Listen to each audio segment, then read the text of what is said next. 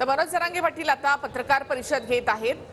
जरांगे यांना उपोषण मागे घेण्याची मुख्यमंत्री शिंदेंनी आजच्या पत्रकार परिषदेमधून विनंती केली आहे। जरांगे उपोषण मागे घेणार का याकडे आता सर्वांचं लक्ष असेल। थेट आपण अंतरवाली सराटीमध्ये आहोत, जिथे जरांगे पाटील यांचं उपोषण सुरू आहे आणि आता ते पत्रकार परिषद घेत आहेत। आज सकाळी मागासवर्ग आयोगाचा अहवाल सरकारकडे सादर करण्यात आलेला आहे। कुणबी नोंदी नसलेल्यांसाठी स्वतंत्र मराठा आरक्षण देण्याची घोषणा मुख्यमंत्री एकनाथ शिंदे यांनी केली आहे। तर कुणबी नोंदी असलेल्यांना ओबीसी मधूनच आरक्षण दिलं जाणार आहे।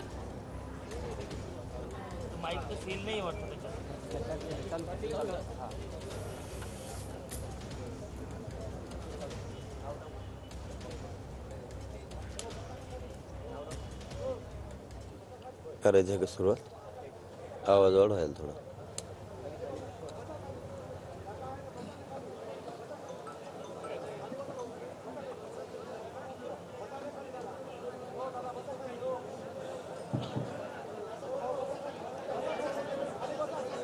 आवाज वाढ।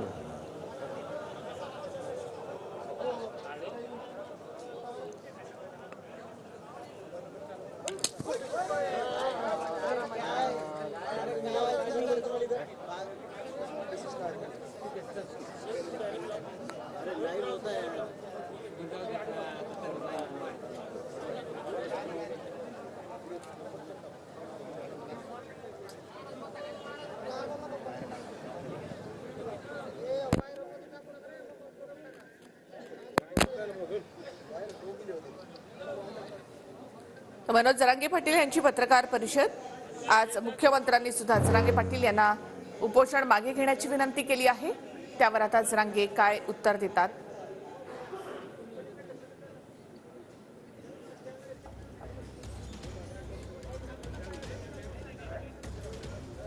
आज सकाळीच मागासवर्ग आयोगाचा अहवाल सरकारकडे सादर करण्यात आलेला आहे। कुणबी नोंदी नसलेल्यांसाठी स्वतंत्र मराठा आरक्षण देण्याची घोषणा मुख्यमंत्री एकनाथ शिंदेंनी यावेळी केली।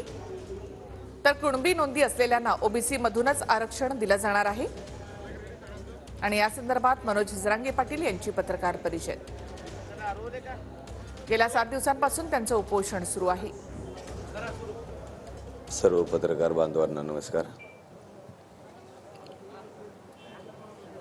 आज मुख्यमंत्री साहेबांना जे त्यांच्या पत्रकार परिषदेत विषय घेतला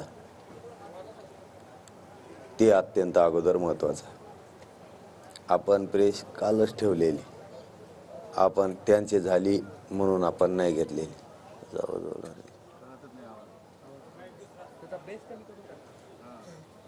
आवाज पण वाढवा त्याचा।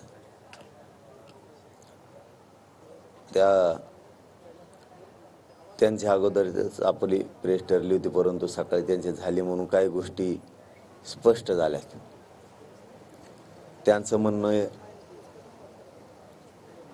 मागासवर्ग आयोगानं अहवाल दिलाय, आज सरकारनं तो स्वीकारलाय। 20 तारखेला त्यासाठी अधिवेशन आहे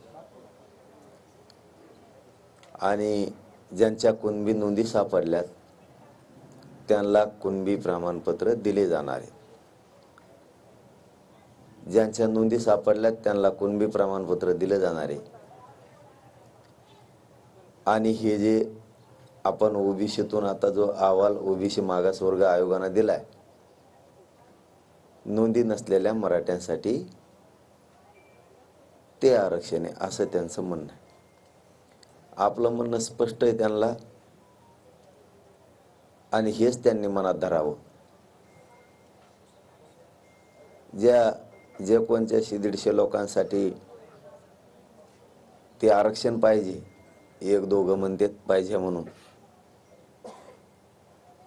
ते आरक्षण कोर्टातलं माननीय न्यायालयातलं टिकावं म्हणून तो मागासवर्ग आयोगाचा अहवाल आलेला आहे।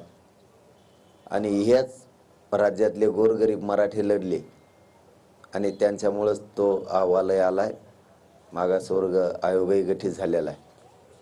म्हणजे ज्यांना ते आरक्षण घ्यायचं आहे त्यांच्यासाठी सुद्धा हाच मराठा समाज लढला, हाच गोरगरीब।